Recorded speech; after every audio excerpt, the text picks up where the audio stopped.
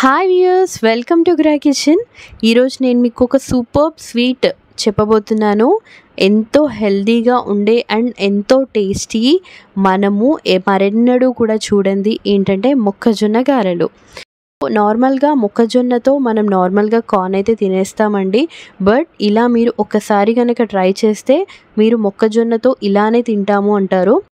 ఎంతో స్మూతీగా ఉండే ఈ గారెలు అనేది మీరు తప్పకుండా ట్రై చేయండి. నేను process from starting to ending చెప్పేస్తాను. ముందుగా నేను ఒక 4 కప్పుల మొక్కజొన్న గింజల్ని తీసుకున్నాను. మొక్కజొన్న అంతా కూడా మనం గింజలాగా తీసేసుకొని ఇలా ఒక 4 కప్పుల దాకా వచ్చేసింది. ఇలా 4 కప్పుల క్వాంటిటీ అయితే చెప్తున్నానండి. 4 కప్పుల మొక్కజొన్నని తీసుకొని ఒకలాగా తీసుకుంటున్నాను. చూస్తున్నారా, ఇలా మనం ఫ్రెష్గా మొత్తం దాంట్లో ఉండేవంతా కూడా తీసేసి ఇలా మనకి 4 కప్పుల మొక్కజొన్నకి 2 కప్పుల బెల్లం అయితే వచ్చేస్తుంది. మీరు కొద్దిగా స్వీట్ ఎక్కువ తినే వాళ్ళైతే ఒక 1/2 కప్పు బెల్లం అయితే ఎక్స్ట్రా వేసుకోండి. ఈ 2 కప్పుల బెల్లానికి 4 కప్పుల మొక్కజొన్న అయితే ఎగ్జాక్ట్గా స్వీట్ అయితే సరిపోతుందండి. నాకైతే మంచిగా సరిపోయింది. మనం బెల్లాన్ని కొద్దిగా లైట్గా తురుముకుంటే సరిపోతుందండి, ఎక్కువగా అవసరం లేదు. ఇప్పుడు దీన్ని నేను మిక్సీ జార్లోకి తీసుకుంటున్నాను. ఒకసారి మీరు మొక్కజొన్న గింజల్ని కడిగేసిన తర్వాత మీరు 4 కప్పుల గింజల్ని కొద్దిగా ఇలా మీరు గ్రైండ్ అనేది చేసుకుంటే కచ్చపచ్చగా చేసుకుంటేనే చాలా బాగుంటుంది. ఇలా మీరు కచ్చపచ్చగా చేసుకున్న తర్వాత దీంట్లో కొద్దిగా అంటే మనం 2 కప్పుల బెల్లాన్ని కొద్దిగా ఈ మొక్కజొన్నలో వేసుకుంటున్నాము. ఇలా వేయడం వల్ల ఏమవుతుందంటే మనకి మిక్సీ జార్ అంటే బెల్లం కూడా దీంట్లో గ్రైండ్ అయిపోయి ఎంతో స్మూత్ ఫైన్ పేస్ట్ అనేది వచ్చేస్తుంది. గారెలకి కూడా చాలా ఈజీగా అంటే మంచిగా గ్రైండ్ అయిపోతుంది. ఇలా మనము మొత్తం కూడా గ్రైండ్ చేసిన పేస్ట్ అంతా కూడా ఒక బౌల్లోకి ట్రాన్స్ఫర్ చేసుకొని ఒకసారి మొత్తం కూడా కలుపుకుంటున్నాను. చూసారా, ఇలా కలుపుకున్న తర్వాత నేను డీప్ ఫ్రైకి ఆయిల్ పెట్టుకున్నానండి. ఆయిల్ అనేది బాగా డీప్ ఫ్రై అవ్వాలి. ఆయిల్ అనేది వేగాక ఇప్పుడు నేను స్ట్రెయినర్ తీసుకుంటున్నానండి.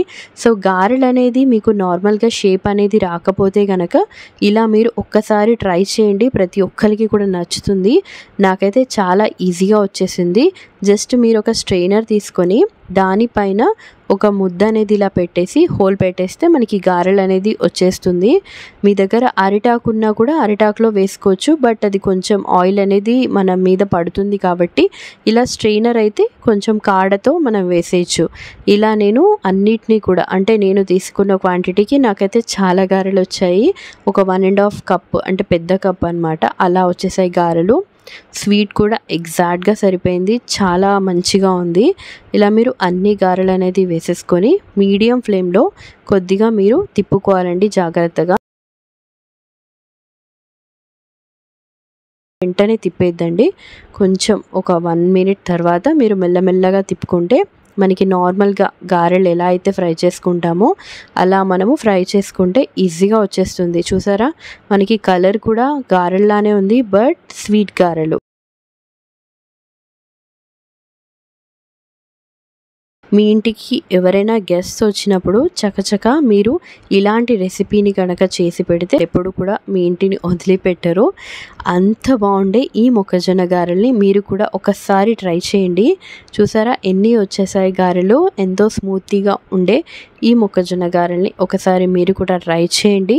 అండ్ ఎలా కుదిరిందో కమెంట్ బాక్స్లో మాకు తెలియచేయండి. అండ్ మా ఛానల్ని ఫస్ట్ టైం చూసేవాళ్ళు తప్పకుండా సబ్స్క్రైబ్ చేసి మా ఛానల్ని ఫాలో అవ్వండి మరెన్నో కొత్త అప్డేట్స్ కోసం. థ్యాంక్స్ ఫర్ వాచింగ్ గృహ కిచెన్. అండ్ మీ ఆదరణతో మేము మరెన్నో వీడియోస్ చేయాలని కోరుకుంటూ థ్యాంక్ యూ.